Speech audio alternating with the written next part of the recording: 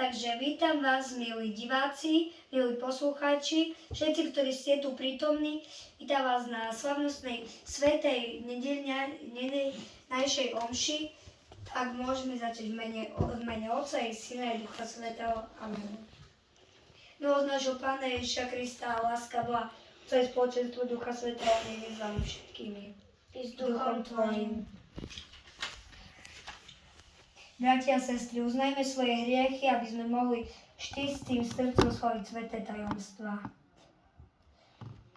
Vyznávam všemohúcemu Bohu i vám, bratia a sestry, že som veľa zrešil myšlienkami, slovami, skutkami a zanedbávaním dobrého. Moja vina, moja preveľká vina. Preto prosím blahoslavenú Máriu, vždy Panu, všetkých anielov a svätých, i vás, bratia a sestry, modlite sa za mňa k Pánu Bohu nášmu. Nech nás miluje nad nami všemohúci Boh a nech nám hriechy odpustí a privedie nás do života večného. Amen. Pane, zmiluj sa. Pane, zmiluj sa. Kriste, zmiluj sa. Kriste, zmiluj sa. Pane, zmiluj sa. Pane, zmiluj sa.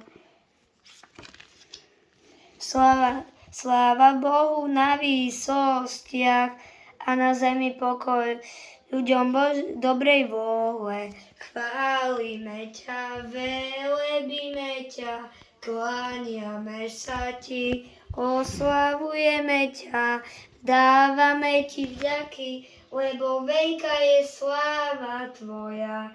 Pane Bože, kráľ nebeský, Boh Otec všemohúci, Pane Ježišu Kriste, Ty jednorodený Syn, Pána Boh, Baránok Boží, Syn Otca, Ty snímaš hriechy sveta, zmiluj sa nad nami. Ty snímaš hriechy sveta, príjmi našu úpenlivú prosbu. Ty sedíš po pravici Otca, miluj sa nad nami. Veď len Ty si svätý, len Ty si Pán, len Ty si najvyšší. Ježišu Kriste, Syn Otca s Duchom Svätým, slávme Boha Otca. Amen. Kedy bude koniec? Ideme na prvé čítanie a budeme ho mať dneska iba jedno, aby to bolo kratšie. Takže, pretože naše omše sú kratšie a my teraz, môj ministrant už tu naprava, kto aby bolo dobre, do 21. augusta. Máme to tu.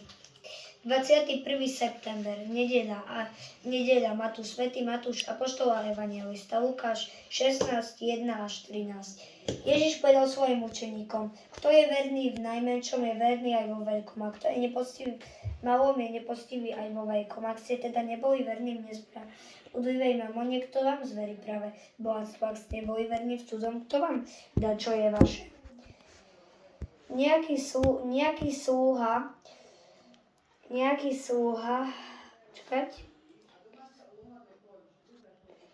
Nejaký sluha nemôže slúžiť dvom pánom, pretože buď jedného bude nenávidieť a druhého milovať, alebo jedného sa bude pridržať a druhým bude opovrhať. Nemôžete slúžiť aj Bohu, aj mamone. Lukáš 16, 10 až 13. Dneska tu máme iba takéto krátke jedno čítanie, pretože viete, ako je naša omša kratšia. Takže dnes by sme si vlastne chceli pripomenúť, aby sme boli viacej milosrdní ku ľuďom, aj k všetkým našim bratom a sestrám, aby sme viacej pomáhali druhým, aby sme viacej sa modlili, pretože kresťanov je nás veľa, ale stále od toho jedného kňaza kresťana alebo všetkých iných predstaviteľov je lepšie. Takže chcel by som, aby sme vlastne vsali tie semienka lásky do iných srdc, ktorých nepoznajú Boha a nebali sa povedať pravdu aj iným ľuďom o Bohu, a to by som vlastne chcel dnešnou kráľučkou kázňou povedať. Ja vám ďakujem za vyprosenie kázne a pokračujeme na prosby.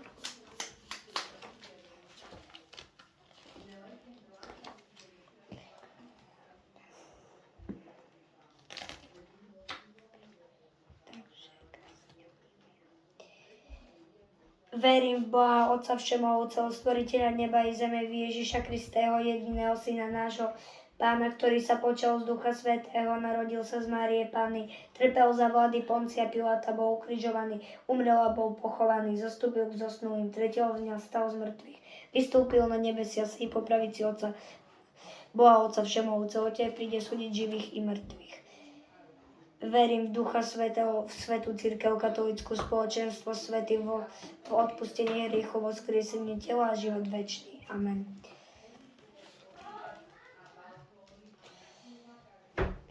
Takže teraz budeme všetci volať, prosíme ťa, vyslíš nás. Všetci, ktorí sú prítomní za obrazovkami, aj všetci, ktorí to počúvajú na slúchadkách alebo na iných zariadeniach. Prosíme ťa za všetkých predstaviteľov viery, aby našej kresťanskej cirkvi, aby si ich obdaril Duchom Svätým a aby si im daroval potrebnú milosť. Či už kardinálov, pápeža Leva 14., kňazov, diakonov a iných predstaviteľov, tak prosíme ťa, vyslíš nás. Odpovedáme všetci. Prosíme ťa za zomierajúcich a trpiacich, aby si im dal slobodu a večný život. Prosíme ťa, vyslíš nás.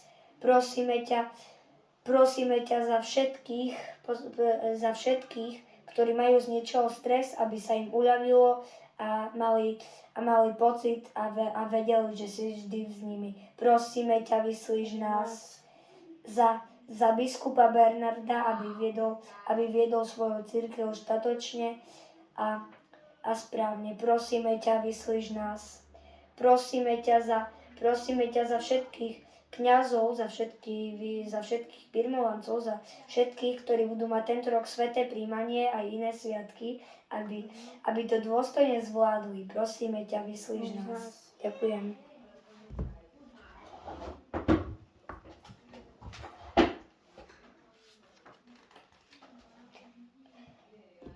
Požehnaný si, Pane, všetkého stvorenia, pretože sme z Tvojej šťedrosti prijali tento chlieb. Obetujeme Ti ho ako pod zeme a práce ľudských rúk, aby si nám stal chlebom života. Požehnaný Boh na veky. Modlíme sa, bratia a sestry, aby sa moja i vaša obeta zalúbila Všemohúcemu Bohu Otcovi. Nech Pán príjme obetu svojich rúk na chválu a slavu svojho mena, na užitok nami celej svätej cirkvi. Amen. Pán s vami. I s duchom tvojim. Hore srdcia. Máme je Pána. Vzdávajme vďaky Pánovi nášmu Bohu. Je to dôstojné a správne. Je naozaj dôstojné a správne. Je to naozaj dôstojné a správne. Svätý, svätý, svätý, Pán Boh všetkých svetov. Plné sú nebesia i zem Tvojej slavy. Hosána na výsosti a požehnaný, ktorý prichádza v mene Pána. Hosána na výsostiach.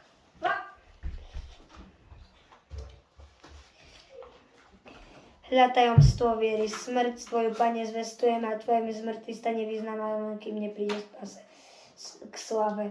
Veľké je tajomstvo viery, spasiteľ sveta, zachráň nás, veď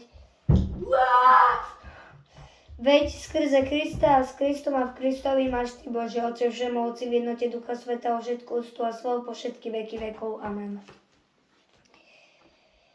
Napríklad z nášho Spasiteľa a podľa jeho božského učenia osmejľujeme sa povedať: Oče náš, ktorý si na nebesiach, posväť sa meno Tvoje, príď kráľovstvo Tvoje, buď vôľa Tvoja, ako v nebi tak i na zemi. Chlieb náš každodenný daj nám dnes a odpusť nám naše viny, ako my odpúšťame svojim vinníkom, a neuved nás do pokušenia, ale zbav nás zlého.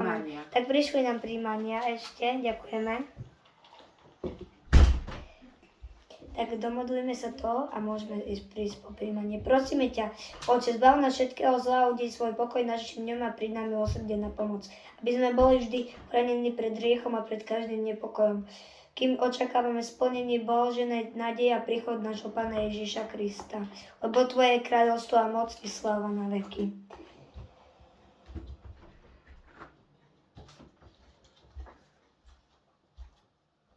Telo Kristovo. Amen. Môžete sa postaviť radu potom. Telo Kristovo. Amen. telo Kristovo.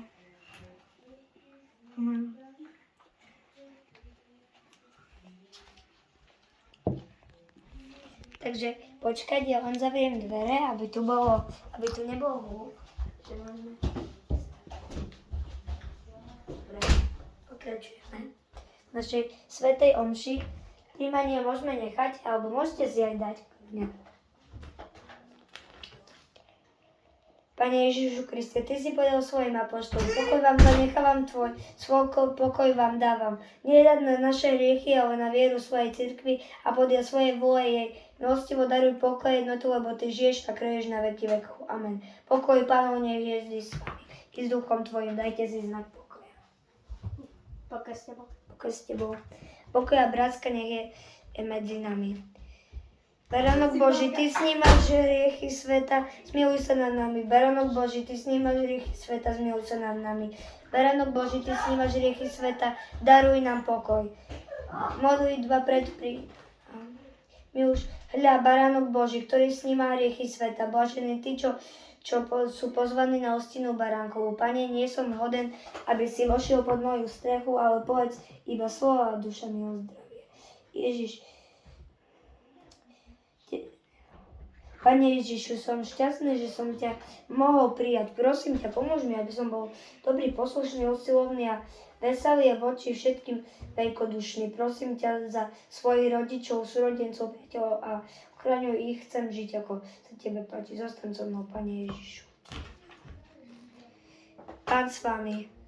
I s duchom tvojim. Nech vás žehná všemohúci Boh, Otec i Syn i Duch Svätý. Choďte v mene Božom. Bohu vďaka. V mene Otca i Syna i Ducha Svätého.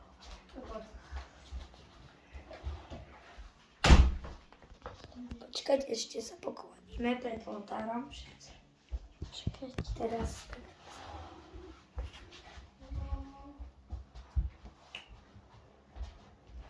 A my ďakujeme za sledovanie našej svätej omše.